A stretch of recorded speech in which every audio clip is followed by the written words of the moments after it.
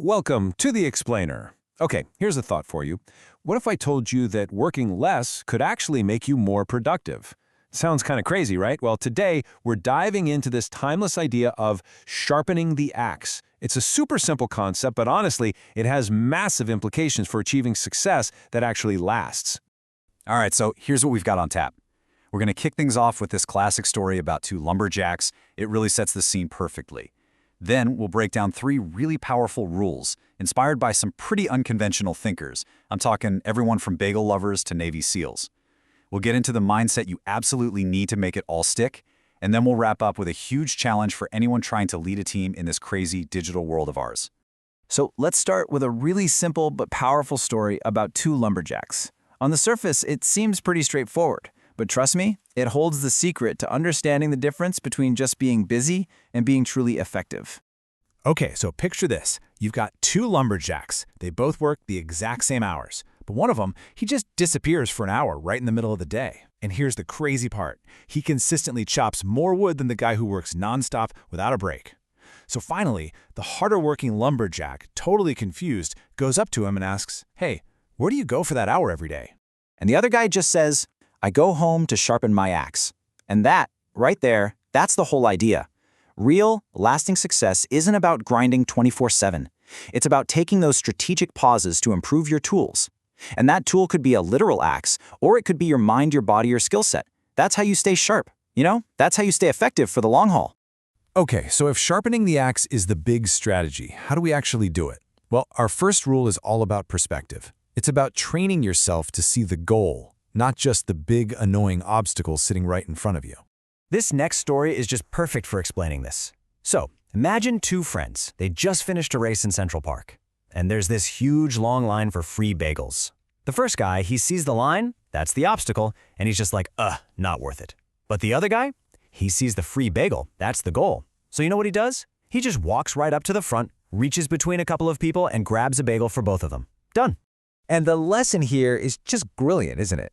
You don't always have to follow the rules or stand in line like everyone else. You can be direct, you can be creative in going after what you want. There's just one really important condition. As long as what you're doing doesn't stop anyone else from getting what they want. It's all about shifting your focus from the problem to the prize. All right, on to our second rule, and this one's a big one, because sometimes sharpening your axe isn't a solo mission. It's actually about building a community, a support system. And we can learn a ton about this from, of all places, one of the most elite teams on the planet, the Navy SEALs. So when you picture a Navy SEAL, what comes to mind? Probably the biggest, strongest, toughest-looking person you can imagine, right?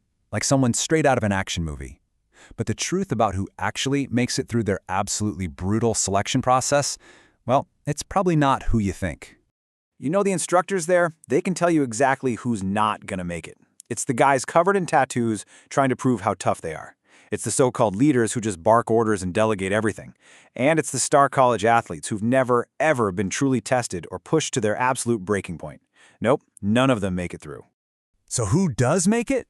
Well, it's the ones who, when they are completely physically and emotionally drained, with absolutely nothing left in the tank for themselves, somehow they find the energy to help the person next to them. Those are the ones who become SEALs. The secret to being truly elite isn't about your own individual strength. It's about finding the strength to support your team. You see, this idea of mutual support, of having each other's backs, that's what separates good teams from truly great ones. Because let's be honest, nobody achieves anything really big all by themselves. So maybe the most valuable skill you will ever learn is how to ask for help when you're stuck. And, just as important, how to accept it when someone offers. That's how real success is built. Together. Okay, our third and final rule. This one builds directly on that idea of supporting others. It's a really profound lesson in leadership and listening, and it comes from the wisdom of the one and only Nelson Mandela. So Nelson Mandela often said he learned how to be a great leader by watching his father, who was a tribal chief. And he remembered two things from those meetings that he never forgot. First, they always sat in a circle, no head of the table, everyone's equal. And second, his father was always the last person to speak. Think about that for a second. Holding back your own opinion until everyone else has spoken does two incredibly powerful things. First, it makes every single person in that room feel like they've actually been heard, that their contribution matters.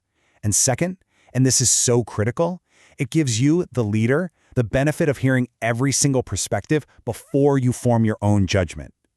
The real skill isn't just about listening, it's about being the last one to talk. So, we've talked about seeing the goal, helping others, speaking last. But what ties all of this together? Well, it all comes down to this foundational mindset that is absolutely crucial for any kind of lasting success, a real, deep sense of humility and gratitude. There's this fantastic story from a former Undersecretary of Defense that explains this perfectly. He said one year he spoke at this big conference, and because of his title, he got the works: business class flights, a chauffeur, and when he asked for coffee, it came in this beautiful ceramic cup. The very next year, after he'd left that position, he spoke at the same conference. This time, he flew coach, took a taxi, and got his own coffee in a styrofoam cup.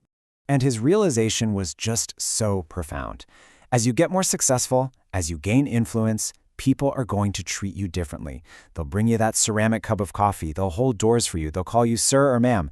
But you have to remember, that special treatment, it's not for you. It's for the position you hold. It's for the uniform you wear. At your core, you always deserve the styrofoam cup. And that, my friends, is the essence of humility and gratitude. You know, that foundation of humility and real human connection is more important now than maybe ever before. Why? Because it's being threatened by a very modern challenge. And that brings us to our final section, the leader's challenge in a world that feels like it's designed to pull us apart. So to really get this, we have to talk a little bit about brain chemistry. Our phones, our social media apps, they are literally engineered to give us little hits of a chemical called dopamine. It's that little buzz you get when you see a like or a new text message. But here's the thing. That is the exact same chemical pathway that makes things like smoking, drinking, and gambling feel so good and ultimately become so addictive. And here's where the danger comes in, especially for our teams and our relationships. When we feel stressed or lonely, what do? We're turning more and more to our devices for that quick, easy dopamine hit instead of turning to another person. And every single time we do that, we miss a chance to practice building those deep, meaningful, trusting relationships. You know, the exact kind of connection that allows those Navy SEALs to dig deep and find the strength to help each other when it really, really matters. This constant reliance on a temporary fix, it creates environments filled with anxiety and stress. And as leaders, this forces us to face a really fundamental question about the kind of place we're building for our people. Because think about it, working hard for something we don't care about, that's called stress. But working hard for something we love, that's called passion. So the final thought we want to leave you with is this. A leader's real job isn't just about managing tasks or hitting quotas. It's about creating an environment where people feel safe enough to ask for help, where they can build real relationships, and where they can find a shared passion. That is the ultimate way to sharpen the axe, not just for yourself, but for your entire team.